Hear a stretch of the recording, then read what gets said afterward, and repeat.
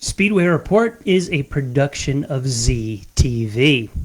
Well, the World of Outlaw late models welcomed a big winner back to victory lane. My word, an F1 penalty actually went against Lewis Hamilton and Mercedes. Details coming up. And the ARCA Series had a historic winner in Sin City. All this and more on the way to you. Welcome to Speedway Report Monday, September the 28th, 2020.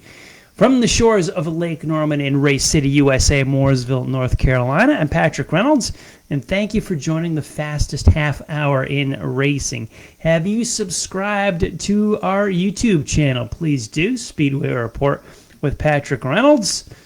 We're the latest and greatest on YouTube. Forget the boy bands. Forget the music with those millions and billions of views. Speedway Report is where the real kids are at, having a great time on YouTube. And if you believe that, well, you know, let's hit the Speedway Report victory lane lap. We got who won what over the weekend. Lots going on. Pretty busy for we get the first official full weekend of fall underway. Where did the summer go? I know we say that every year, but this year it was one special year. Special in a non-memorable way. NASCAR Cup cars, NASCAR National Touring were all out in Sin City in Las Vegas, Nevada. Last night, Kurt Busch won the 400-mile Cup race.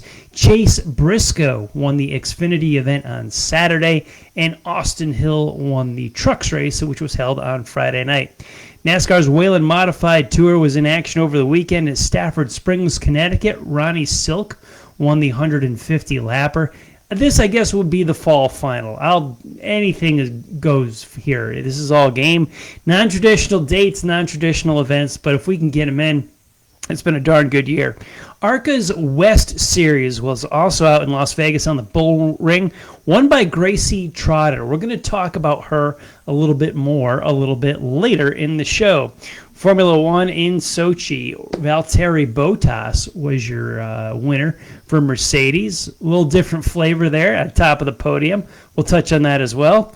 Mid-Ohio hosted the IMSA Sports Car Tour. Team Penske, Elio Castroneves and Ricky Taylor shared winning honors at the Keyhole, the Mid-Ohio Sports Car Course.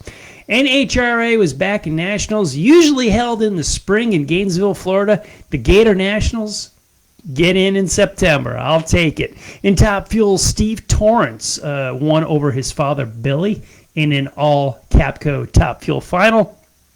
Ron Capps beat Tom Wilkerson in Funny Car. Alex Laughlin took his first win of the season in Pro Stock.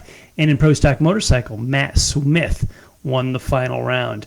Over on the dirt, the Lucas Oil late models made their home in Brownstown, Indiana.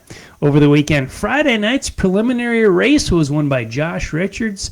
Saturday night, Brownstown hosted a big one, the 41st annual Jackson 100. He won a big race 2 weeks ago. He liked it so much, he won it again. Tim McCready, Littlefoot, your winner on Saturday night's Jackson 100. World of Outlaw late models held a doubleheader in Knoxdale, Pennsylvania. On Friday night, the Bloomer, Scott Bloomquist, goes back to victory lane in World of Outlaws racing, and Brandon Shepard has not been there for not that long. He goes back. He wins the A-Main on Saturday night. World of Outlaws sprints raced 3 times. Last Thursday in Plymouth, Indiana, Donnie Schatz won the A-Main. Friday in Orrville, Ohio, Sheldon Hodenschild was your winner. And in Sarver, Pennsylvania, Connecticut native David Gravel saw the checkers first. ARCA National Tour was in Memphis, Tennessee, where Joe's grandson Ty won one more time. And the USAC Sprints and Midgets held a doubleheader this weekend. On Friday night, they were in Gas City, Indiana. Sprints were won by C.J. Leary and the Midgets by Cannon McIntosh. On Saturday night, they all rolled over to Kokomo, where Tyler Courtney won the sprint feature, and Chris Wyndham was your winner in USAC Midgets. Now, as busy as we were, lots to talk about, and I'm going to talk about something to begin with. Hey, Jan, how are you? Good to see you. Thanks for chiming in and tuning in tonight. Our NASCAR playoffs. I'm going to talk about not talking about stuff. Where do you guys want my NASCAR coverage to be? Drop it into the comments. Because I literally, of the 3 national series that were in Vegas, all aired on live television, I didn't watch a lap. I did not watch a lap as they promoted all these playoffs in the round of 12, and this is their forefront.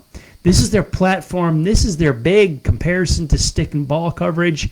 I don't get it. I have not gotten it for years. I've just getting further and further and further. As a NASCAR brat that was raised on Grand National Winston Cup racing and this round of 12, I read the press releases. Even if I go on the little clicker on the guide that's on the TV and the right where you hit the info button, and there's a description for a movie or a TV show or a sporting event.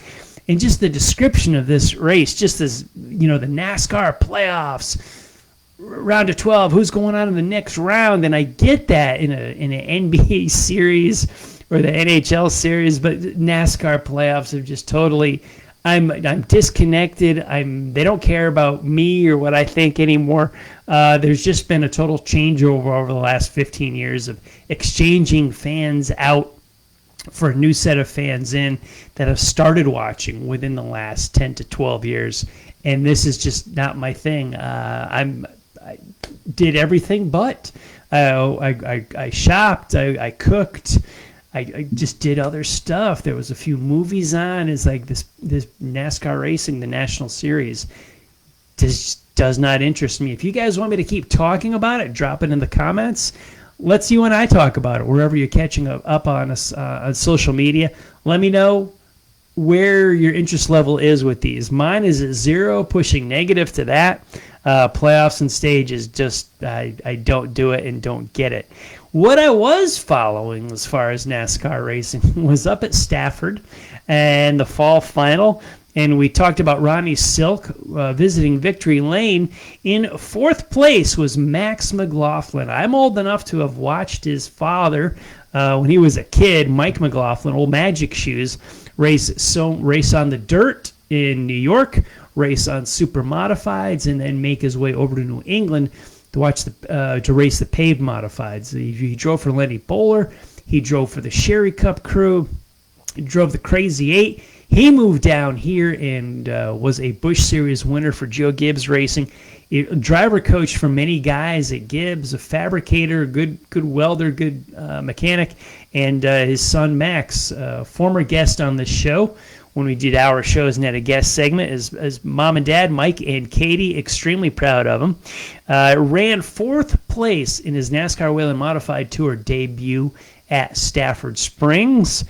Driving Gary Putnam's car. Now, Gary Putnam, crew member down here in the Charlotte area for the major NASCAR teams, started off as a modified crew member in the weekly shows up in New England. Stafford, he's a Connecticut native. There was a group of guys that moved down here in the 90s, Tommy Baldwin, Eddie DeHaan, whole group of them. They made a career down here in the NASCAR world. Gary Putnam drives this car sometimes when we had a Southern Modified Tour. We still do have Southern Modified Racing. He's behind the wheel. Put together, Max made a great debut in the Modifieds. 150 laps in 4th place. Max, he's driven a lot in the big block center steer Modifieds in New York. He has been a lot on the ARCA Series East. He's a wheelman. I've seen him up here at Millbridge a few weeks ago. Great pedigree, great job. Modified racing, sticking with modified racing. Max McLaughlin with a great 4th place run in the modified racing. Bill Pratt, BP, tuning in tonight. He will have your drag racing talk at the top of the hour. Hopefully everything goes good for BP tonight. Last week on Drag Racing List Live, had Tech Gremlins knock out his show. I've been there before. You guys have been with me. It's an awful feeling, but it happens every once in a while. So belated birthday wishes to Bill Pratt, and hopefully he's got all the gremlins worked out. Drag Racing List Live at the top of the hour. I want to talk about the racing in Las Vegas this week, not so much the 1.5 miles, but on the 3/8 mile bull ring, we had a winner there.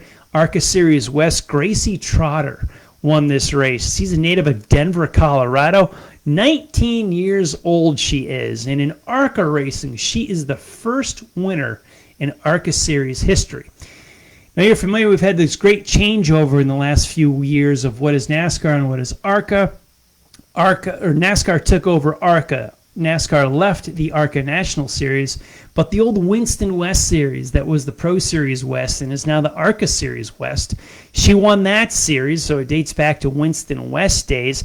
Now, you know, if you follow the heritage of this series through the Pro Series, Hailie Deegan won races in this series in 2018 and 2019. Technically, on paper, that's still the path, but this is the first ARCA-sanctioned series that a woman has seen a checkered flag, and great for her. Let's see, what do we have here in history books? We had Busch North, Busch East, Pro Series East, and now NASCAR ARCA Series East. That takes care of your East Coast. Winston West was the old forerunner to the Pro Series West, and now ARCA Series West. Did you get all that? Good, because there's a quiz at the end of the show. Anyway, Hailie Deegan has won there before, but it was still NASCAR sanctioned. As ARCA fell under the NASCAR umbrella new this year, Gracie Trotter opens up a door, takes a checkered flag in Las Vegas. Great drive for the young lady, and look forward to seeing her in victory lane, leading laps in plenty of time as she works her way up through the racing ladder. Yes, politics. Well, no, not Trump-Biden, but we'll stick it with racing politics. Look at the FIA and how they ruled the Formula One Grand Prix in Russia. Let's look at the history of the Russian race. It began in 2014. Mercedes has yet to lose. Valtteri Bottas took down the win yesterday in Sochi. And Lewis Hamilton, boom, got the ruler on the knuckles and a penalty on this race. Must have given Jared Echo thrills to know that Hamilton actually got punished for something. If you know Jared Echo, he's on social media, and he says there's so much favoritism towards Hamilton is not even funny. His father, Bob Echo, was a longtime columnist at Speedway Scene. I grew up reading a lot of Bob's words. So, Jared, I hope you see a podcast to this. You should be a part of this conversation. I want to know your comments, too. I asked about for your NASCAR feelings earlier in the show. Drop them in the comments. Let me know what you think of Lewis Hamilton's penalties in the Russian GP. What happened? Well, he was practicing his starts on pit road. What's wrong with that, you may ask? Well, nothing, because they are allowed to do that, but it is event-specific and in very, very specific spots. Hamilton got busted for doing it outside of the regulated lines at Russia, and he was whacked for 2 5-second penalties in race. That was Mercedes' argument, as this did not happen within the race, but the punishment was doled out in the race. He still completed with all that, still finished third, was still on the podium, so grabbed some good points for the manufacturer's world, but Mercedes needs and wants that 1-2 finish for maximum points. For the Constructors' title, Lewis Hamilton pretty much gone in a way, huge point lead as far as the Drivers' Championship goes. But yes, the FIA actually leveled penalties, time penalties to Hamilton. He originally had a point penalty in discussion that changed into a monetary penalty for Mercedes for the FIA. This doesn't happen that often. I find it interesting that Lewis Hamilton is just as human as the rest of the field. It's kind of cool. I don't root against Hamilton. I don't think it's cool that he's penalized. I think it's cool that a story like this comes along. So as soon as Jared Echo sees this podcast, this will be good to have him chiming in down below, because he's the unofficial Hamilton fan club member here in the U.S. Yes, Jared, that is sarcasm. And we want to welcome back Scott Bloomquist to Victory Lane. What are you talking about, Patrick? Scott Bloomquist, he wins all the time. Not so fast. A little statistic I read, I hadn't called his name out on the Victory Lane lap here in quite a while. Really? That long? Yes, almost a year. November of 19 was the last time Scott Bloomquist visited Victory Lane. It was, I think it was Thanksgiving weekend of last year. So we're coming up not on a year, but over 300 days since Scott Bloomquist won a race. My goodness, is that a drought? Or, that's a career year for some folks to win 2 races within a year's span. Bloomquist, he used to never go a couple of weeks without winning a race. But of all things, the usual favored driver throws his hat in the ring for the Lucas Oil Dirt Late Model Series. This was with the World of Outlaws.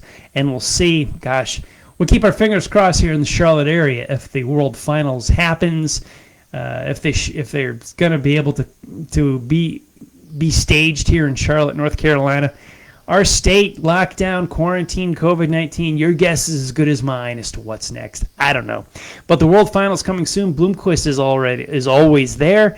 And last weekend, you saw Victory Lane with the World of Outlaws. First time since November of 2019. Bloomer, welcome back to Victory Lane, man. How's it been? I don't think he forgot too much how to celebrate. Let's chat about our Racer of the Week, always favored to Dave Despain and Motor Week Illustrated. Remember the 5:35 p.m. on WTBS every Saturday afternoon? Loved it. Didn't miss one. Motor Week Illustrated. Bob Varsha, produced by Ken Squire, Fred Reinstein, the whole gang there. They had a Racer of the Week. I thought about Bloomquist for Racer of the Week. I thought it would be a great comeback story, but I thought, gosh, he won enough. Not really enough, but he's seen Victory Lane plenty. He's overcome plenty. A young career that is just starting out. Had a wonderful accomplishment this weekend. My Racer of the Week, 19-year-old winner out of Denver, Colorado in the ARCA West Series. Young lady Gracie Trotter is our Speedway Report Racer of the Week. Gracie, congratulations. We hope to see you in Victory Lane soon. It will be fun to watch her career as she climbs up the ladder and shows us more and more good stuff in the ARCA Series West and hopefully in the National Series of NASCAR.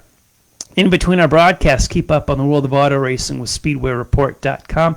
This broadcast archives and our past shows are archived on the site. Pay it a visit, surf around, check out what you like. We've also got some racing articles there for a read. Social media, Facebook, we're at Speedway Report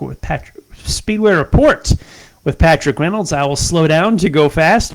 We also are on Racers Reunion on the Facebook page. On Twitter, I'm at Speedway Report and at Speedway Pat. And if you go to the old homestead, racersreunion.com, we are in the forum. And like I said at the top of the show, check out our YouTube channel. Big thanks to everybody on the Facebook live feed. Jan and Bill, I see chimed in. The rest of it's off the screen, so I'll catch up with you guys in a little bit. And I want to thank all of the military past and present for the freedoms we enjoy as Americans in our daily life, including the simple things like bench racing right here every Monday. Freedom is not free, and a veteran paid that bill for us. To all of the men and women who are defending freedom and watching Speedway Report, you take care of yourselves and come home soon. A special salute to the school teachers, school staff, firefighters, police officers, and paramedics in our own communities. They are quiet and modest heroes every single day. God bless and thank you. You have been watching Speedway Report from the shores of Lake Norman in Race City, USA, Mooresville, North Carolina. Please like our Facebook page, Speedway Report with Patrick Reynolds, and follow me on Twitter at Speedway Pat. Now, on the Drag Racing List Facebook page, coming up at the top of the hour is Drag List Live. You got Bill Pratt and John Bockelman making up for last night's Tech Gremlins. They'll be at it. I've got that racer feeling about these guys. Head on over there shortly for the Drag Racing Talk. We'll be back here live on Facebook Monday, October the 5th. We'll have NASCAR National Series in Talladega, Indy cars on the Speedway on the road course at Indy Speedway for the doubleheader, NHRA in Illinois, and then we'll have a bunch of short track racing too. Thank you all for watching. You take care of yourselves and take care of each other. I'll see you all next week.